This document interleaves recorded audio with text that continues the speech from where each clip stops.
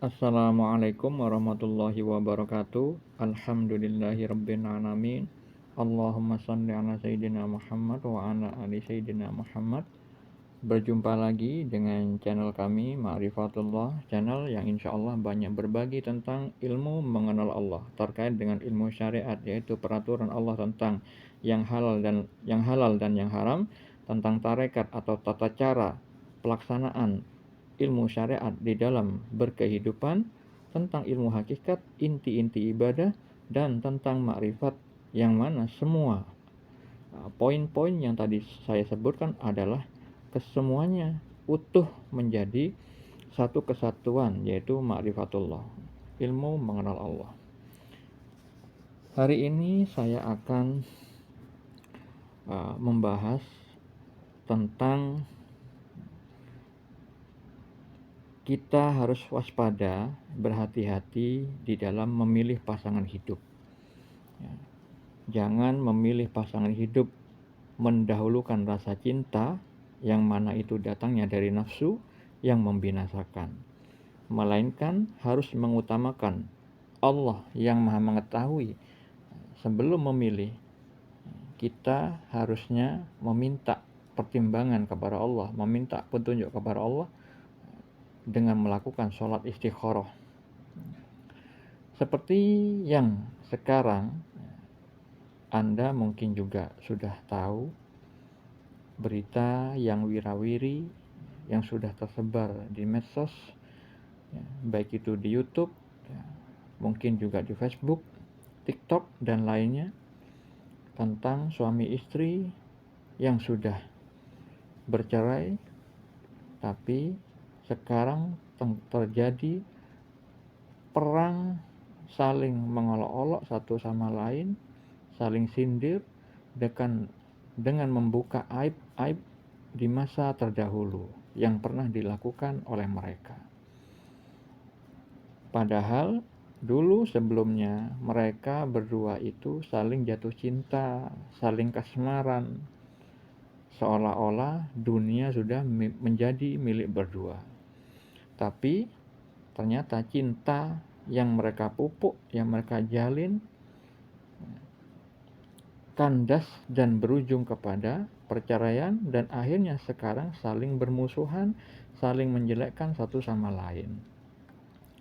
Ini kita bisa ambil hikmahnya bahwa seseorang jika lupa kepada Allah yang Maha Mengetahui segala sesuatu,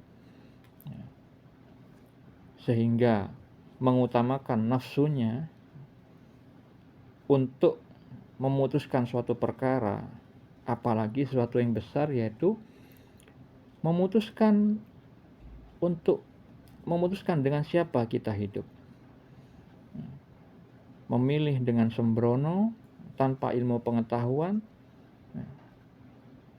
memilih pasangan hidup sesuai hawa nafsunya, mengandalkan rasa cintanya, dan akhirnya terjerumus kepada lubang-lubang kemaksiatan yang besar, seperti halnya yang sekarang ini sudah terlihat perbuatan-perbuatan buruk yang disebarkan oleh mereka, yang mana hal itu dosanya sangat besar di sisi Allah. Karena seorang suami istri di dalam syariat Islam itu dilarang menceritakan urusan pribadi, yaitu urusan ranjang. Karena Nabi Muhammad SAW bersabda di dalam hadis riwayat Muslim nomor 1437,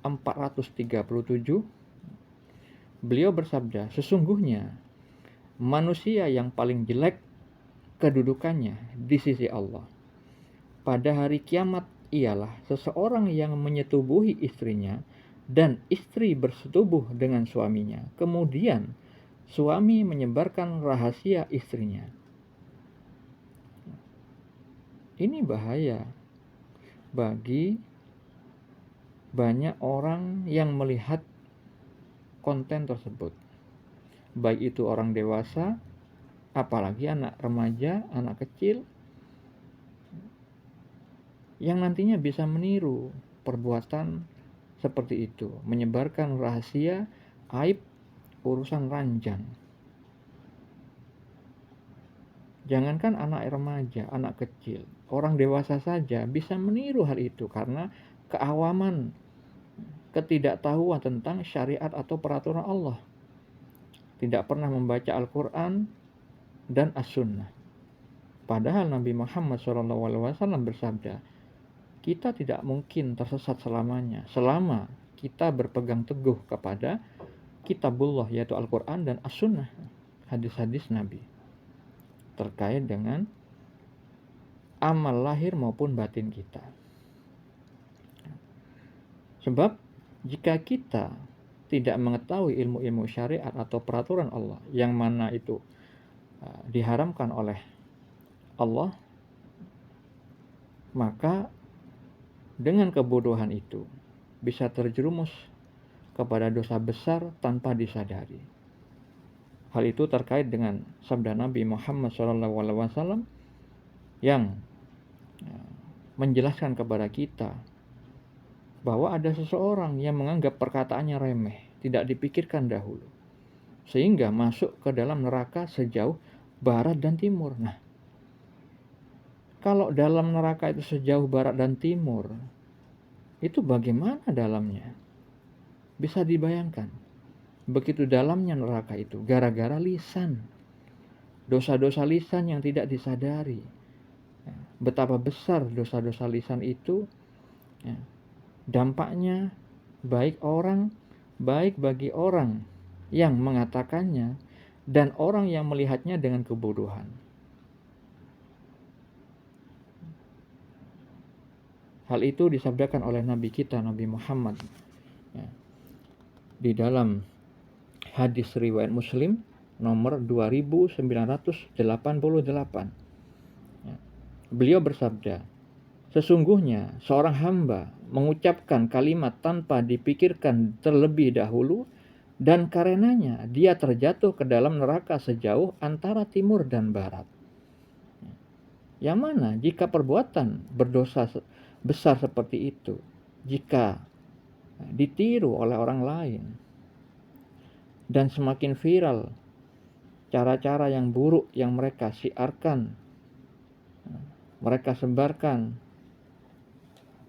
akhirnya orang yang melakukan tersebut mendapatkan dosa jariah, dosa yang terus menerus didapatkan walaupun mereka sudah wafat nantinya, selama perbuatan buruk yang mereka sebarkan itu terus ditiru oleh orang lain.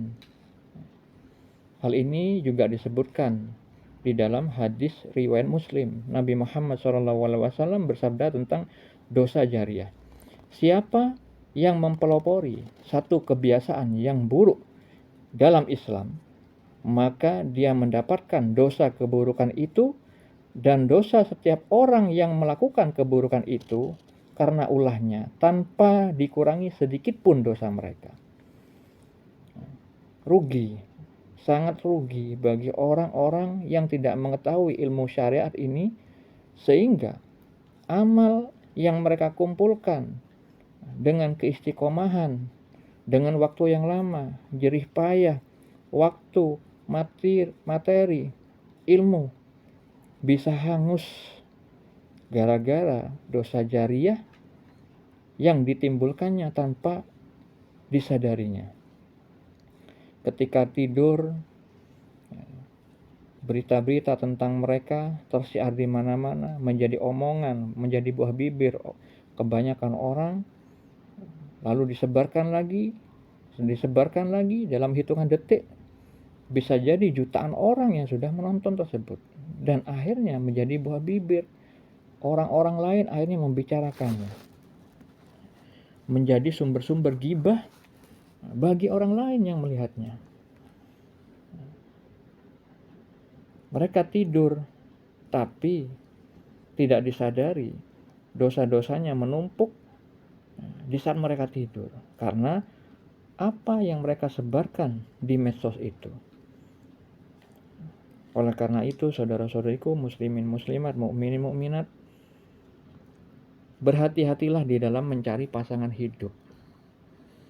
Jangan mengandalkan wajah. Ketika melihat pasangan hidup, jangan melihat cantiknya saja. Jangan melihat tampangnya, tampannya, jabatannya, kedudukannya. Hal itu bisa Allah hapuskan dengan cepat jika Allah mau.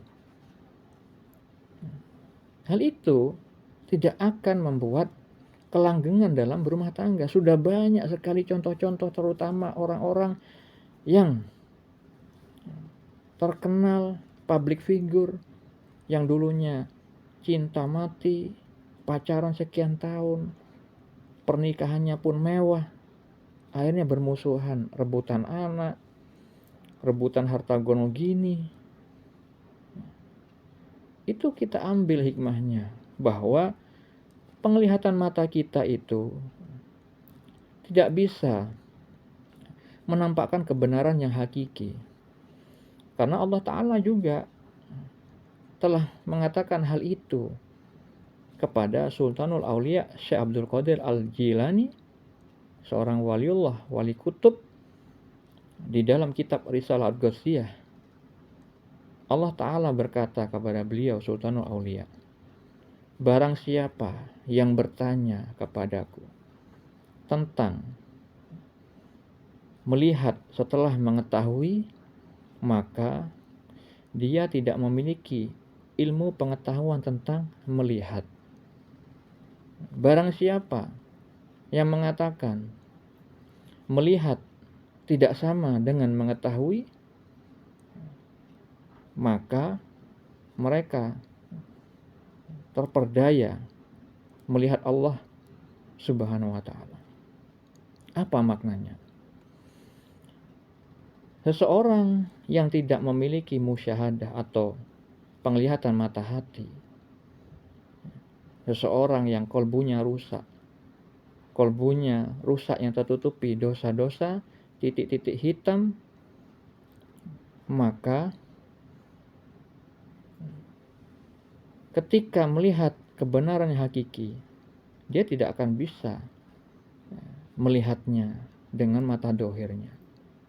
Tertipu. Nah, keadaan seperti itu ya Allah katakan tidak mempunyai ilmu pengetahuan tentang melihat. Melihat dengan pandangan mata hati, pandangan musyahadah.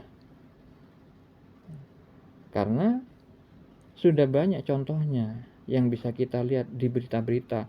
Ada seorang teman yang tertipu ratusan juta setelah bekerja sama suatu usaha, padahal temannya baik. Ditipu ratusan juta, temannya sendiri dikenal baik, ditipu. Nah, seperti itu. Ada juga adik kakak seorang public figure. Adiknya membawa uang, padahal adiknya sudah hidup serumah seatap, tapi tidak mengetahui bahwa adiknya buruk. Nah, itulah manusia, keterbatasan manusia jika mengandalkan dengan mata lahir. Jadi mengetahui kebenarannya hakiki itu bukan dengan pandangan mata. Kalau orang mengandalkan pandangan mata yang lahir, maka dia tidak punya ilmu pengetahuan tentang melihat kebenaran yang hakiki. Nah, barang siapa yang bertanya tentang melihat setelah mengetahui, maknanya jika seorang itu sudah mengetahui kebenaran yang hakiki, jangan ditanya lagi apakah kamu sudah melihat dengan mata kepalamu. Kalau orang mengatakan demikian, maka dia pasti tertipu dalam melihat Allah Subhanahu wa Ta'ala. Dalam arti orang yang seperti itu tidak punya musyahadah, penyaksian mata hati, sehingga tidak bisa melihat yang hak, yang benar, kebenaran hakiki yang datangnya dari Allah. Tertipu dari melihat kebenaran. Itulah kebanyakan manusia yang mengalaminya, yang sudah banyak contohnya di berita-berita, di dalam hal dunia politik, dunia keartisan, dunia usaha, segala macam. Harusnya seseorang itu bisa mengambil hikmah dari itu. Karena Allah Subhanahu wa taala sebenarnya telah menyebarkan segala macam petunjuk di muka bumi ini. Cuman kebanyakan manusia tidak memahaminya karena buta mata hati. Nah, itulah yang Allah firmankan di dalam Al-Qur'an, bukan mata itu yang buta, melainkan buta hati yang di dalam dada. Yang buta itu adalah hati yang di dalam dada. Matanya, mata fisiknya, mata zahirnya tidak buta, normal. Tapi buta di dalam melihat kebenarannya hakiki karena mata hatinya tidak berfungsi. Karena kolbunya rusak. Nah, inilah yang dikatakan oleh Nabi kita, Nabi Muhammad SAW di dalam sabda beliau, di dalam hadis yang sahih, bahwa di dalam tubuh ada segumpal daging, yang mana jika segumpal daging itu baik, maka baiklah seluruh tubuhnya. Dan jika segumpal daging tersebut rusak dalam tanda kutip, maka niscaya, kata beliau, niscaya, percayalah, seluruh anggota badan pun rusak. Segumpal daging itu bernama kolbu. Rusak yang dinyatakan oleh Nabi kita di dalam hadis itu adalah mata hati yang tertutup karena ditutupi titik-titik hitam yang diakibatkan oleh dosa-dosa yang diperbuatnya. Orang yang berbuat dosa dianjurkan segera berbuat baik agar dosa-dosa itu bisa menghapus perbuatan dosanya. Amal baik itu bisa menghapus dosa. Nah, kalau misalkan orang itu selalu berbuat dosa, tidak mengimbangi dengan perbuatan baik, maka semakin banyak titik-titik hitam di hati dan akhirnya terhalang kepada Allah. Nah, kalau sudah terhalang, nggak bisa mata lahirnya itu melihat kebenaran, nggak bisa. Karena Nabi sudah bersabda, yang tadi saya katakan, jika kolbu itu rusak, niscaya seluruh anggota badannya rusak. Apa maknanya? Jika mata hati sudah ketutup, karena dosa-dosa yang diperbuat, maka akan melahirkan amal-amal dari anggota lahiriahnya itu juga mengandung dosa. Ketika memandang berita, nanti keluarnya di lisan sesuatu yang mengandung dosa juga. Ketika mendengar suatu berita, akhirnya mengatakan di lisannya maupun di hatinya juga mengandung dosa. Nah, itulah yang disabdakan Nabi Muhammad SAW, jika kolbu rusak, maka niscaya seluruh anggota badannya pun rusak.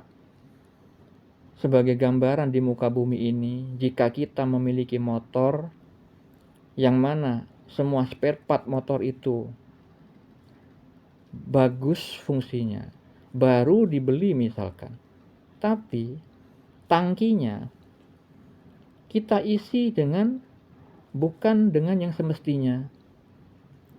Misalkan kita isi dengan oli yang berwarna hitam, kita isi tangki motor itu dengan oli, maka bagaimana mungkin semua spare part yang sudah kita beli, sudah kita rawat, akan berjalan sebagai mana mestinya? Motor itu tidak akan bergerak karena bahan bakarnya sudah salah. Tangki itu adalah analogi atau gambaran kolbu kita. Oli yang diisikan ke tangki itu bukan bahan bakar yang semestinya. Itu adalah analogi atau gambaran dari dosa-dosa kita, perbuatan-perbuatan yang Allah larang tapi kita lakukan. Kita disuruh beramal baik tapi kita beramal buruk. Kita melakukan hal yang tidak semestinya, akhirnya berdampak buruk kepada kolbu kita. Nah, tangki kalau misalkan diisi oli sehingga motor itu tidak berjalan, macet, akhirnya sia-sialah setir yang sudah dibeli, spion yang masih bagus, ban yang sudah dibelikan baru, footstep, pijakan kaki yang juga sudah dimodifikasi. semuanya percuma. Karena motor itu tidak akan berjalan, karena bahan bakarnya salah. Begitu juga dengan kolbu kita, ketika diisi dengan perbuatan-perbuatan tercela, akhirnya berdampak kepada perbuatan-perbuatan tercela juga. Nah, itulah kebanyakan orang-orang awam, ya, tidak mempelajari ilmu syariat dengan benar. Semisalkan sudah mengetahui ilmu syariat, tidak diamalkan di dalam berkehidupan, sehingga tidak berdampak ilmu itu. Maka hal ini yang dikatakan oleh Allah Subhanahu wa taala di dalam kitab Risalah Al-Ghausiyah kepada Sultanul Aulia Syekh Abdul Qadir Al-Jalani. Allah mengatakan, tanpa mujahadah ibarat mereka melakukan tanpa aku. Apa itu mujahadah? Mujahadah adalah berjuang dengan sungguh-sungguh. Berjuang atas apa? Berjuang dengan sungguh-sungguh melawan hawa nafsu. Dengan cara apa? Melakukan peribadatan yang Allah wajibkan atau ditambahi dengan yang disunnahkan. Oleh karena itu Allah berfirman di dalam Al-Quran, kalau sholat itu bisa mencegah perbuatan keji dan mungkar. Nah, terus kalau sudah orang itu sholat, kenapa sih masih berbuat itu? Berarti ada masalah dengan sholatnya. Kan sudah ada ancaman di dalam Al-Quran bahwa celakalah orang yang lalai di dalam sholatnya. Maksudnya orang yang sholat, badannya, fisiknya sudah benar menghadap kiblat, tapi hatinya lalai dari mengingat Allah. Hatinya mikirkan duniawi, mikirkan pekerjaan, mikirin pasangan hidupnya, anaknya, usahanya. Sehingga Allah yang pencemburu itu kecewa. 24 jam waktu yang digunakan untuk Allah sangat sedikit, kebanyakan duniawi. Tapi ketika sudah masuk rumah Allah, ketika beribadah kepada Allah,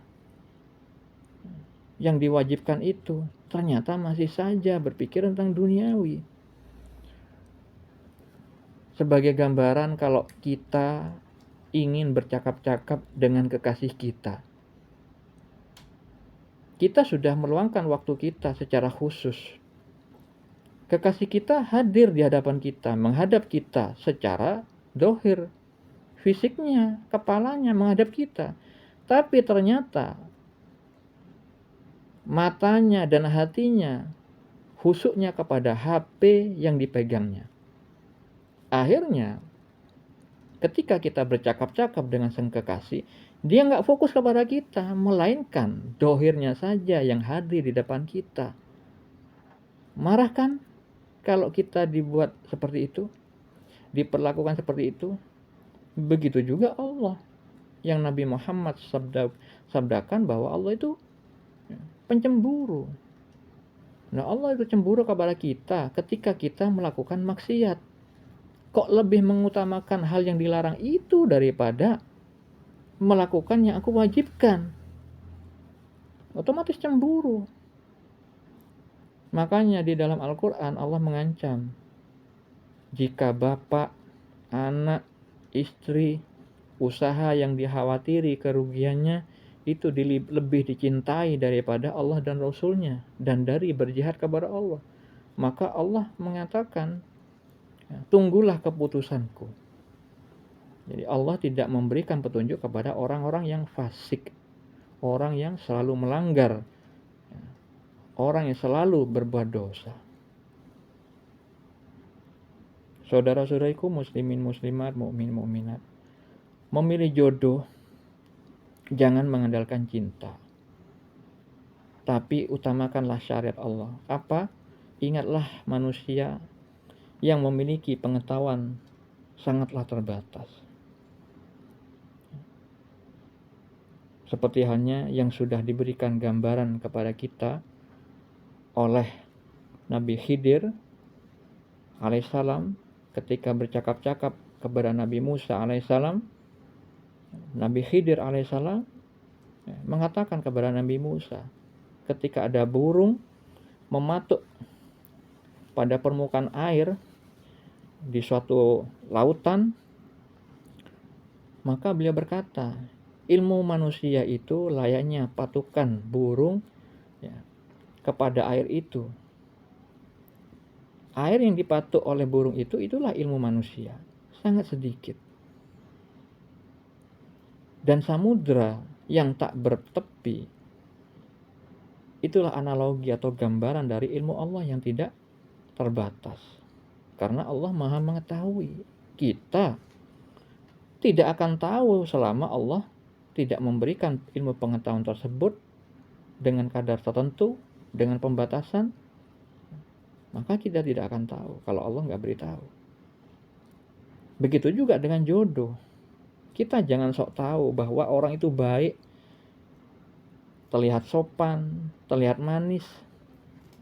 Seperti halnya pengalaman saya tentang memilih jodoh. Ada beberapa video yang sudah saya sharing kepada Anda bagaimana saya mendapat petunjuk melalui mimpi terkait dengan wanita yang tidak baik menurut Allah. Karena apa? Sebelum saya memutuskan, saya mengingat Allah dahulu, mengutamakan Allah dahulu. Di dalam hati saya ketika melihat perempuan, selalu Allah mampukan untuk ingat dia, ingat Allah. Dengan mengatakan di dalam hati, apakah ini yang terbaik menurut Allah?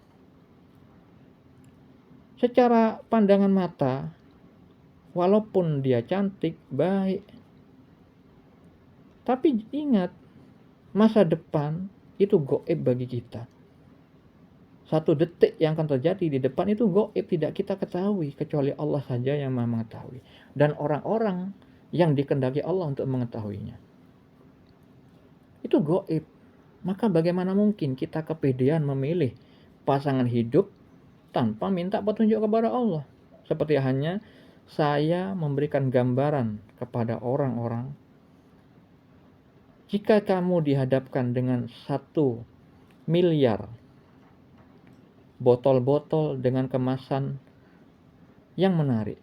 Botol-botol semua itu, semua botol-botol sebanyak 1 miliar itu tertutup semuanya, tertutup rapat. Kemasannya berbeda-beda dan semuanya menarik kemasannya. Terlihat dari luar menarik. Tapi 1 miliar botol itu semua isinya racun kecuali 1 yang isinya madu. Bagaimana Anda memilih 1 botol yang isinya madu itu langsung tepat sasaran, tidak boleh salah. Dan di dalam memilihnya pun, Anda tidak boleh memegang, meraba, membuka botol tersebut. Bagaimana?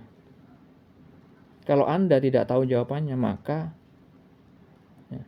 berhati-hatilah di dalam menentukan semua keputusan dalam hidup.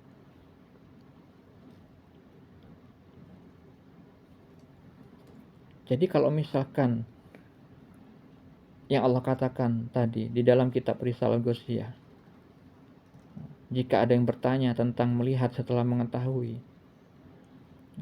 maka orang itu tidak memiliki pengetahuan tentang melihat. Orang yang bertanya, apakah kamu sudah melihat dengan mata kepalamu? Kok kamu sudah bilang mengetahui kebenaran yang hakiki, padahal kamu tidak melihatnya? Kok bisa kamu mengatakan begitu? Jika ada orang bertanya begitu, berarti dia tidak memiliki musyahadah, penyaksian mata hati. Karena mengetahui kebenaran hakiki itu bersama Allah, bukan bersama mata yang lahir ini, yang selalu melihat dengan tanpa ilmu pengetahuan. Karena sudah banyak kan orang tertipu, walaupun orang itu berpendidikan, tertipu dengan orang-orang terdekat, tertipu dengan adiknya, sahabat karibnya, dengan suaminya, dengan istrinya. Siapapun yang dianggapnya baik ternyata salah. Nah, itu sudah banyak terjadi. Ya. Jadi kalau misalkan pandangan itu sudah bersama Allah, artinya ketika orang itu sudah mencapai musyahadah, penyaksian mata hati. Maka terjadilah apa yang difirmankan Allah Subhanahu wa taala di dalam surat Yusuf ayat 86, di mana itu dinyatakan oleh Nabi Yakub alaihissalam. Beliau mengatakan pada ayat itu, aku mengetahui dari Allah apa yang tidak kamu ketahui. Nabi Yakub mengetahui sesuatu yang tidak dilihat dengan mata. Begitu juga ketika Allah berfirman kepada Nabi Muhammad SAW ketika diberi pemberitahuan, diberi petunjuk oleh Allah Subhanahu wa taala tentang suatu kisah yang mana Nabi Muhammad SAW tidak hidup, tidak berada di lokasi tentang kisah yang Allah sampaikan tersebut. Nah, itu terkait dengan ilmu ma'rifatullah, ilmu mengenal Allah, terkait dengan ilmu hakikat, melihat suatu makna ya, pada semua bentuk yang dilihatnya, pada semua yang didengarnya. Ketika melihat dan mendengar segala sesuatu, mengingat Allah. Tidak diketahui dan tidak dipahaminya, melainkan firman Allah. Itu yang dikatakan Sultanul Aulia Syekh Abdul Qadir Al-Jailani. Yang biasanya orang seperti itu seringkali mendapatkan petunjuk melalui mimpinya, di mana mimpi itu adalah bagian dari syariat Islam. Ya, banyak disebutkan di dalam Al-Quran, seperti hanya di dalam surat Yusuf. Nabi Yusuf alaihissalam diberikan sebagian ilmu takwil mimpi pada ayat 21, pada ayat 6, 21 dan 101. Contoh-contoh mimpi tentang masa depan juga banyak terdapat di dalam surat Yusuf, yang dialami oleh Nabi Yusuf alaihissalam sendiri pada ayat 4 di dalam surat Yusuf, yang dialami juga oleh seorang raja Mesir di saat itu, juga dialami dengan 2 tahanan yang masuk penjara bersama Nabi Yusuf di saat itu. Di dalam surah As-Saffat ayat 102 tentang mimpi, perintah dari Allah untuk Nabi Ibrahim alaihissalam. Dan di dalam hadis riwayat Muslim maupun hadis riwayat Al-Bukhari juga banyak dijelaskan tentang mimpi dan contoh-contoh mimpi. Itu salah satu sarana yang Allah berikan kepada orang yang mata hatinya terbuka, melihat kebenaran tanpa mengalaminya di kehidupan nyata. Seperti hanya saya tahu tentang seseorang yang mana saya tidak melihatnya kejadian itu, lalu diberitahu melalui mimpi, yang tujuannya adalah saya untuk menasihatkan orang tersebut atas perbuatannya. Perbuatan kesalahan yang dia perbuat saya tidak mengetahui dengan pandangan mata saya, tapi Allah beritahu waktu itu saya diamkan, lalu petunjuk yang kedua kalinya diberi mimpi lagi. Sampai ketiga kali Allah beri visual saya memanggil orang itu. Akhirnya barulah saya menelpon orang tersebut, mengingatkan bahwa perbuatan itu salah. Kalau tidak saya lakukan, maka petunjuk itu akan datang lagi.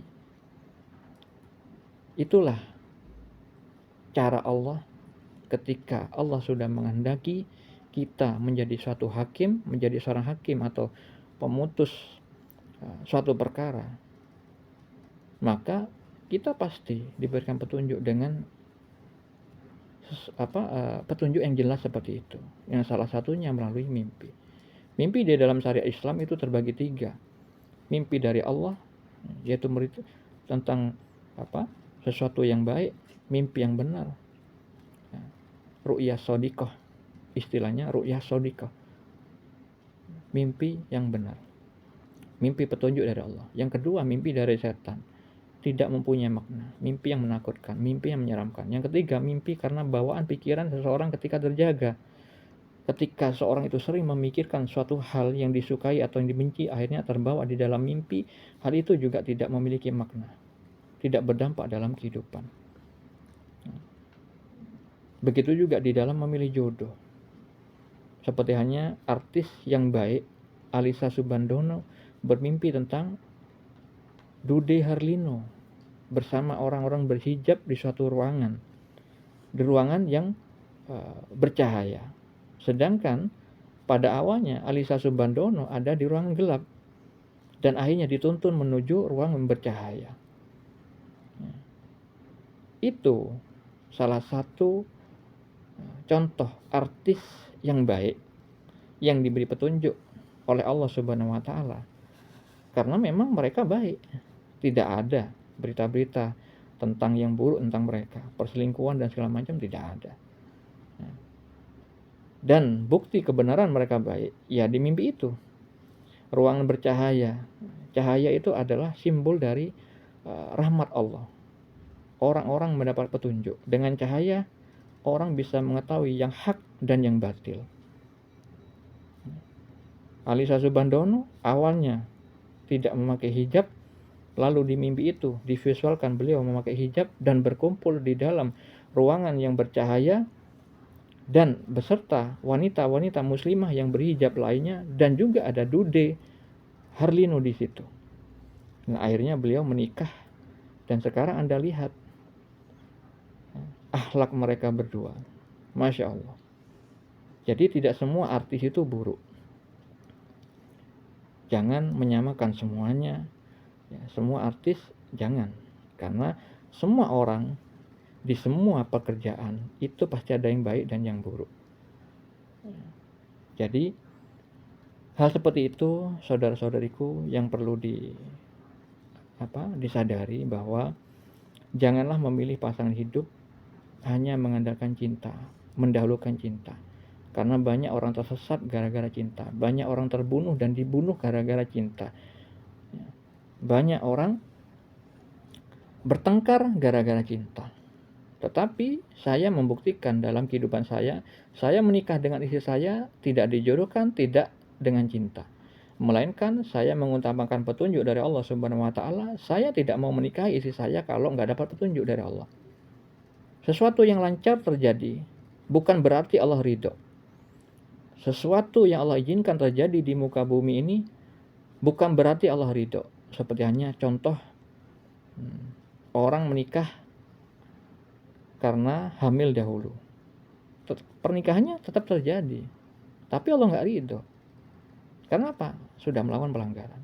Ada juga yang menikah di tempat lain, misalkan seorang muslim dengan non-muslim. Hal ini tidak diperbolehkan oleh syariat Allah, syariat agama Islam. Mereka menganggap kalau tidak menikah di Indonesia itu berarti dibolehkan. Dari mana hukum seperti itu? Allah Maha mengetahui, ilmunya meliputi segala sesuatu di muka bumi ini. Tidak ada yang tersembunyi. Hukum Allah tetap dimanapun berada. Walaupun kalian menikah di Mars pun misalkan, di planet lain pun tetap hukum Allah akan berlaku. Karena Tuhan pencipta alam semesta ini adalah Allah Subhanahu wa taala. Hanya satu yang esa. Tidak bisa kalian membuat hukum sendiri, pernikahan sendiri, maka binasalah kalian kalau melakukan hal itu. Semua perbuatan Allah minta pertanggungjawaban. Hati-hati, hidup ini sekali. Nanti di neraka tidak ada penolong lagi. Karena sudah banyak kesempatan yang Allah berikan, yang salah satunya adalah dengan adanya video ini. Jika Anda mendengar ini, masih saja memilih jodoh dengan pacaran, maka tunggulah akibatnya nanti. Kalau misalkan orang itu menganggap pacaran bisa mengetahui pasangan kita, apakah tidak buka? Apakah tidak melihat hikmah-hikmah yang sudah terjadi di berita-berita itu? Pacaran bertahun-tahun terbunuh. Pacaran bertahun-tahun dihamili, tidak dinikahi. Pacaran bertahun-tahun menikah, setelah itu bercerai, musuhan, bertengkar. Tidak begitu caranya. Saya menikah tanpa pacaran. Dan alhamdulillah istri saya, anak saya selalu menyenangi di dalam kesederhanaan, suka menyukai kebaikan. Anak saya belum 7 tahun sudah terlihat akhlaknya sangat baik. Kenapa? Itu tergantung orang tuanya. Ketika orang tuanya taat, maka anaknya, istrinya dibuat patuh tunduk kepada pemimpinnya. Sebab kalau tidak, maka dunia akan menguasai orang itu. Artinya dia akan kesusahan dengan anaknya, dengan istrinya, dengan hartanya. Kenapa? Itu terkait dengan hadis qudsi yang memang Allah sudah firmankan, bahwa ketika ada hamba-hamba Allah yang mencintai duniawi, maka Allah perintahkan kepada duniawi itu untuk menyusahkan manusia tersebut. Tetapi jika hambanya mencintai Allah, mengikuti aturan Allah, melakukan perintahnya dan menjauhi larangannya semampunya, semaksimal mungkin, maka Allah mengetahui sisi lahir dan batin manusia itu, memerintahkan kepada duniawi untuk melayaninya. Artinya semua urusan dibuat mudah. Ketika diberi musibah, dimampukan bersabar. Ketika diberi karunia kebaikan, diberikan kemampuan bersyukur dengan syariat yang benar. Kalau orang awam diberi kebaikan seringkali lalai. Diberi harta yang banyak, ujung-ujungnya pamer.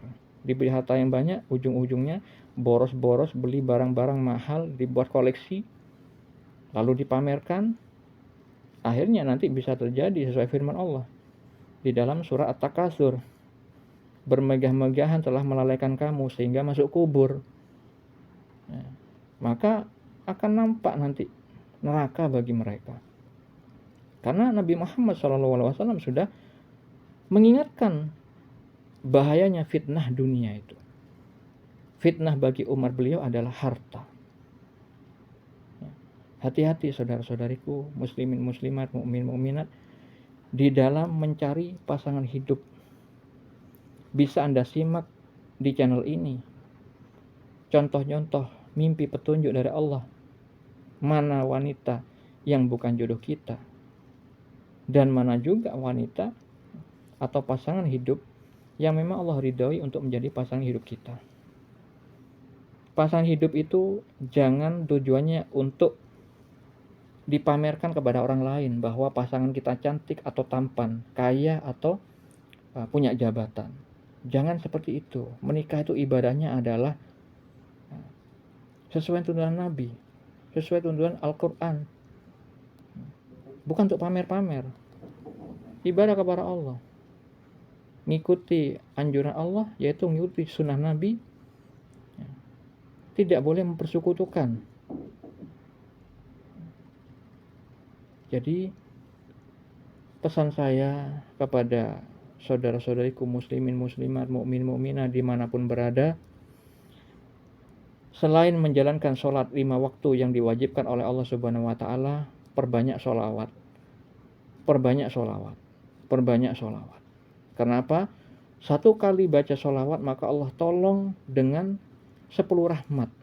Setiap kita membaca 1 kali sholawat, maka Allah akan balas 10 sholawat kepada kita yang membacanya.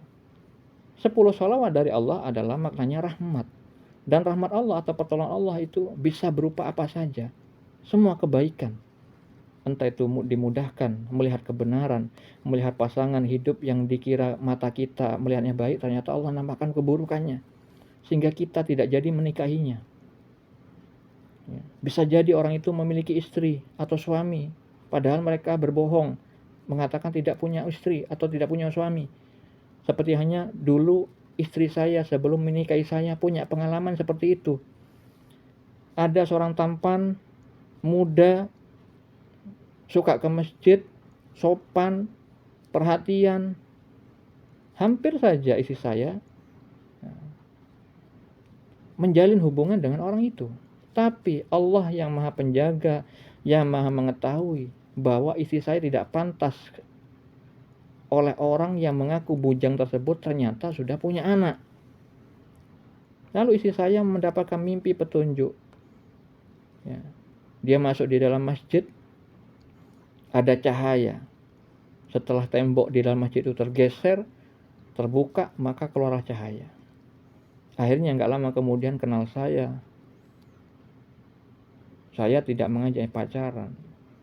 Saya mengikuti aturan Allah. Dengan mengadakan ta'aruf, saling mengenal, mengetahui orang tuanya, sholat istikharah, dan nunggu ketetapan Allah. Akhirnya terjadi pernikahan, dan kami berdua sama-sama memiliki petunjuk melalui mimpi. yang mana disabdakan Nabi Muhammad SAW di dalam hadis yang sahih bahwa mimpi dari orang yang soleh, seorang mukmin yang soleh adalah salah satu bagian dari 46 kenabian, bagian dari nubuah kenabian. Dan beliau juga mengatakan bahwa mimpi yang benar itu datang dari orang yang perkataannya jujur. Orang yang seringkali berdusta di dalam kehidupannya tidak mungkin mendapat mimpi yang benar. Karena mimpi yang benar itu karunia dari Allah, diperuntukkan oleh orang untuk orang yang benar juga dari sudut pandang Allah. Tentunya orang yang benar di dalam sudut pandang Allah itu adalah orang ketika diberi ilmu tapi dirinya tidak merasa memiliki ilmu. Karena ilmu hakikatnya semuanya Allah yang memampukan untuk mengetahui ilmu itu. Akal kita memang diciptakan Allah dan memiliki fungsi untuk memahami ilmu. Tapi tidak semua akal manusia itu diberikan pemahaman ilmu yang benar. Makanya di antara golongan-golongan manusia itu yang disabdakan Nabi ada 73 golongan terpecah menjadi jumlah sebanyak itu, tapi hanya satu yang selamat. Nah, semoga kita adalah satu yang selamat itu, golongan yang selamat itu. Semoga kita semua termasuk kepada golongan yang selamat itu. Amin. Jadi saudara-saudariku, lakukan perintah Allah, jauhi larangannya semampu mungkin, semaksimal mungkin, dengan niatan sebagaimana firman Allah di dalam surah Az-Zariyat ayat 56. Allah Ta'ala berfirman, aku tidak menciptakan jin dan manusia melainkan supaya beribadah kepadaku. Kita selalu dipantau oleh Allah Subhanahu wa Ta'ala, segala macam gerak-gerik lahir maupun batin kita. Hati-hati, jangan mudah berkata-kata di medsos selama pengetahuan itu tidak Anda pahami. Jangan menyebarkan keburukan, karena hal itu bisa menjadi dosa jariah, dosa yang terus menerus walaupun kita wafat, selama perbuatan itu ditiru terus menerus oleh orang lain. Berhati-hati dalam beramal, lahir maupun batin. Dan ketika mencari pasangan hidup, dahulukan Allah dalam memilih, jangan mendahulukan rasa cinta. Kalau saya tidak ingin jatuh cinta sebelum Allah yang menentukan dahulu. Setelah Allah menentukan dia itu baik menurut Allah, maka kita berusaha mencintainya dengan mengutamakan syariat Islam. Jangan mencintai dengan hawa nafsu kita. Itu saja dari saya. Semoga yang belum punya jodoh, semoga segera diberikan jodoh terbaik menurut Allah. Semoga yang sudah memiliki jodoh tetap bisa terjaga hubungan baiknya, istiqomah dalam beribadah. Karena menikah itu tujuannya bukan untuk bersenang-senang di atas ranjang saja, bukan hanya untuk memperbanyak anak saja, bukan untuk menata masa depan saja, bukan untuk rekreasi bersama keluarga saja, melainkan untuk beribadah kepada Allah Subhanahu wa Ta'ala. Semua yang kita lakukan di dalam keluarga adalah ibadah jika orang itu sudah memahami ilmu syariat dengan benar dan ditujukan hanya untuk mendapatkan keridhaan Allah semata-mata, dan disadari bahwa kebajikan dan amal baik yang sudah mampu dilakukan itu adalah rahmat dari Allah Subhanahu wa Ta'ala, bukan dari kemampuan manusia itu sendiri. Karena ketika usia janin 4 bulan di dalam kandungan, Allah yang mengutuskan malaikat untuk meniupkan ruh sudah bersama ketetapan, yang salah satunya adalah amal. Jadi amal sudah Allah tetapkan sejak zaman yang azali. Oleh karena itu, ketika kita mampu berbuat baik, ingatlah itu adalah karunia dari Allah Subhanahu wa Ta'ala, bukan kemampuan diri kita sendiri. Mari kita jadikan apa yang kita lihat, apa yang kita dengar menjadi sarana beribadah kepada Allah, agar kita semuanya menjadi orang yang ganjil di hadapan Allah yang maha ganjil. Tentunya ganjil di dalam ketaatan. Assalamualaikum warahmatullahi wabarakatuh.